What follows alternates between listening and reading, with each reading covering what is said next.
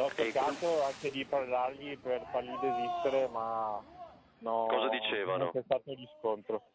Dicevano che non era pericoloso, che tanto non succedeva niente, però gli ho fatto presente che un po' di tempo fa è successo che qualcuno imitandoli ci è finito male ed è morto perché è caduto sopra una barca che stava arrivando a rialto. E molto chiaramente il pericolo che hanno corso e fatto correre anche i 6 giovani turisti belgi, lanciandosi dal ponte di Calatrava senza nemmeno controllare se arrivassero o meno battelli e gondole. Lo racconta al telefono uno dei testimoni di quanto avvenuto, un giovane di Milano che preferisce non diffondere il suo nome. È stato proprio lui ad allertare le forze dell'ordine appena intuito la situazione, vedendo i giovani che iniziavano a spogliarsi. Alle 5:41 io ho chiamato subito, però la mia domanda è questa: se è vero che la polizia municipale dalle telecamere si è accorta subito, come mai sono arrivati dopo le 6?